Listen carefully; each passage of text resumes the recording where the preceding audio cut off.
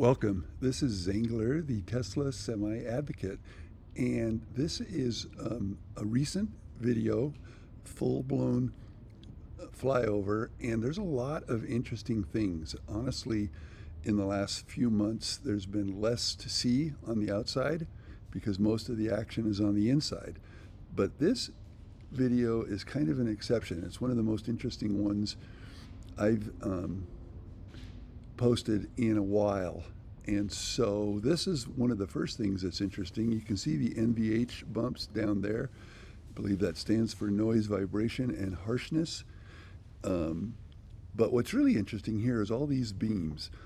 I included these last video, and a lot of people, including Joe Tegmeyer, think they're bridge cranes, and I think they very much could be the supports for a bridge crane.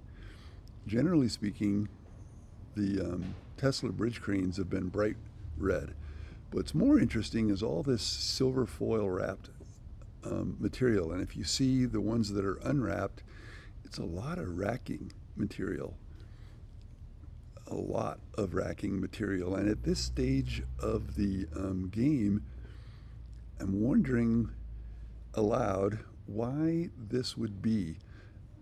We know the initial Tesla Semi production line is pretty much operational and is undergoing final configuration and calibration. So what could these be for? I know a lot of people don't think they're going to make batteries in this plant, but if you remember the original reveal up there at Gigafactory 1 years ago, they talked about it was going to be for 4680 production first in order to feed the adjacent Tesla Semi production line. And now we know, now they shifted, and now they built a separate building. But I can see, so my bottom line is, my speculation is that this is battery production equipment, and that Section A, the far northwest corner of this building, could in fact be for 4680 battery production. I think they can go on, they can start the Tesla Semi production line by bringing in 4680s, but I think there's a decent chance that this is for battery production, battery cell and then pack production. Let me know what you think in the comments and the replies. And so then now we're going to, and you look around, there's a lot of POSs, piles of stuff here. Here's a nice look at the Tesla Semi test track and the building itself. Notice there's no flag right now, probably because it gets beat to hell in the northern Nevada winds out here. So yeah, again, back to the theory that this is battery production in this corner of the building. Look at these tanks. These tanks, and now the recent addition of all those totes. I don't know. This looks like it could be battery production. And like I said, it doesn't have to be ready for the initial beginning of production. Another thing to point out that I think is very interesting is these cars are not the construction vehicles. I believe that these are now production workers' cars, and they are inside working on production. Maybe not necessarily pumping out 50 Tesla Semis a day just yet, but getting ready for that. And there are a lot of open positions. No stamping, no real stamping material in these bins like we've seen in the past. Those are the doors where I believe they'll bring in sheet metal and rolls of sheet metal for the stamping presses to stamp body parts.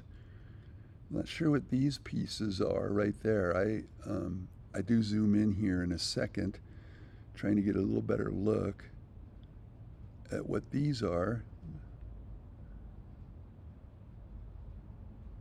I have no clue.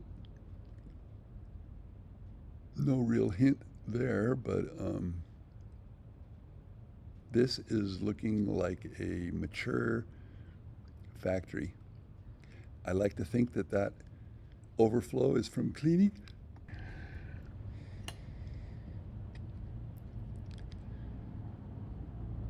And something interesting coming up here is that's the door where the stamped spoils come out and are placed into bins automatically. And here's what's interesting: is this big door. This says tool doors to remain closed at all times other than deliveries. And what they mean by that are stamping tools. The molds that they use to stamp parts out. And there's more about stamping presses coming up. But first, we take a little look at another new development. This is why I say it's extremely interesting. That round little heart-shaped area is currently storing parts, but could be a helipad in the future. Here's what I noticed is they're putting in a new traffic circle. The main entrance is to the right, the west, and they are diverting traffic around on some new asphalt. Is the eastbound traffic, and the westbound traffic is using the old road. But this is going to be a new a new traffic circle that will provide access either to GF1, the original Gigafactory, or to SFNV, Semi Factory Nevada, to the left, and affectionately known as Giga Semi. So the other traffic circle that's further to the left or east of this has in the middle, it has a phoenix, actually an animated giant phoenix piece of art. And there's the main entrance. So I wonder what they're going to do here. I wonder if they're going to do, I don't know what they're going to do, an atlas maybe. So one of those this is a look around the general area, and more about that building in the background at the top left a little bit later. Anyways, again, these look like these are not factory construction vehicles parked here any longer. I do not believe. Maybe some, but mostly I think these are Tesla employees, production employees. A bunch of beams here being stored. And then right here is an interesting circular structure whereby you could make those beams could attach to those two rigid frame pieces to form a half circle structure. Who knows why? Lot going on. There are so many balls in the air here. It would take a world-class juggler to keep track of them all.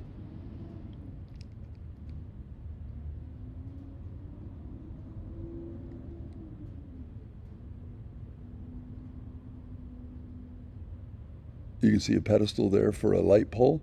So I'm not sure they would put a light pole that close to a helipad.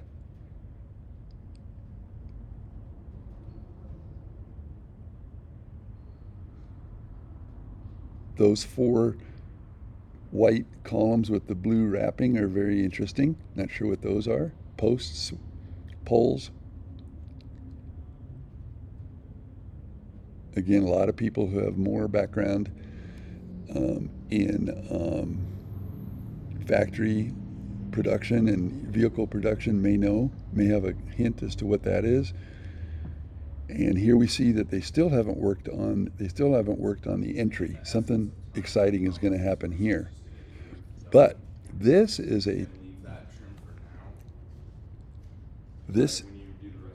the Griffin gantry crane. And the $1 million question is it being set up for imminent delivery, or did we likely miss a delivery of the stamping press for the frame, for the heavy gauge frame that I've been expecting all along? I think probably the latter. I think we probably missed a delivery.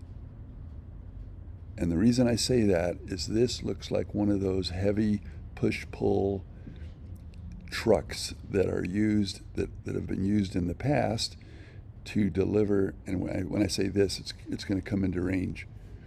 It's going to come into view in a minute here. So that self-propelled mobile vehicle there, it has been used to bring in stamping presses, and it's loaded up with gantry crane material. I think this truck is somebody from Griffin, and their work here is through. And there's one of those trucks with the heavy weights on it that are used to deliver stamping presses. Have been used in the past, and likely we missed the delivery of the final stamping press. All of those exhaust ports are from Geico, and they represent where the paint shop is. This is the elevated portion of the stamping building, and we're going to get another look at those Geico. That whole row of silver vents represents the paint shop. So that's one clue we have as to the flow of production. Here we have a Tesla Semi Arcus. If you don't know, that the Arcus was the original name of the first version of the Tesla Semi, the Tesla internal name, and Atlas is the name of the refreshed. So if you hear me refer to an Arcus, it's the earlier version, and Atlas is the refreshed version with the light bar. So this guy pulls up, this Tesla Semi driver, and didn't hang out long enough to see what was going on, but I did do a little zoom, and we'll see him get out of the suicide door here in a second. And he's wearing a hard hat and safety equipment, because I think anybody in the coming into SFNV is required to wear those at this point in time for OSHA safety. You can see the driver's orange vest. He's probably looking at a video of the Tesla Semi Advocate, no doubt.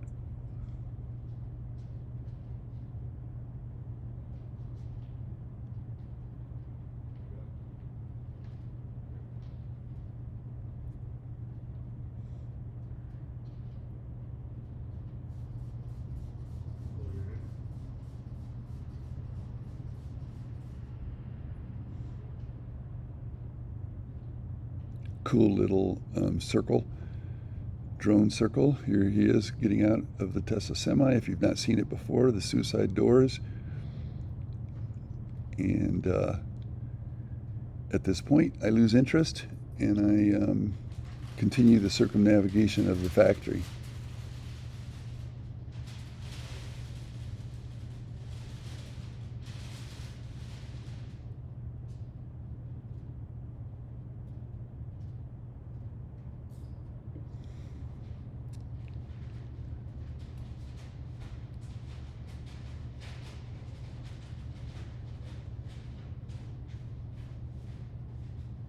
If you've been with me since the beginning, and you can look back at my channel, either on X, you can look in my profile and go back to the early videos when this was a trailer storage yard, warehouse on wheels, a WOW. And then they moved all those trailers out, did a bunch of dirt grading and underground, putting in stormwater management and other utilities, and all the way from being a big dirt lot to today, we've come a long way. Coming up the eastern edge perimeter of the building, you can see that the is no longer being used as for overflow parking for the LFP battery down the street. I think it's 585 Milan is where the LFP factory is. 550 Milan was the original pilot production line for the Tesla Semi. We just flew past the mega chargers. No changes there, but that pad looks like it's there for an additional series of mega chargers, which makes sense. I don't think that 8 is going to be enough. And those are 3 Atlas Tesla semis in various stages of completion. They all have brand new shiny tires and rims, and the top one looks complete. The middle one is missing some body panels, and the bottom one is who knows where it is. One thing I want to point out is they're starting to work on the Milan Twin second factory, where I used second building, commercial building. That first commercial building in the middle there, that's the Milan Twin first one. That was nothing but dirt when I first started flying. And as I was leaving, I saw a Tesla Semi. You might be able to see it right there on the left. It pulls in to this building, and so I believe Tesla has leased some or all of this building. And the amount of satellite buildings Tesla has is unknown. I asked Grok if it could ascertain how many Tesla satellite buildings are in the area, and it was unable to come up with a good answer.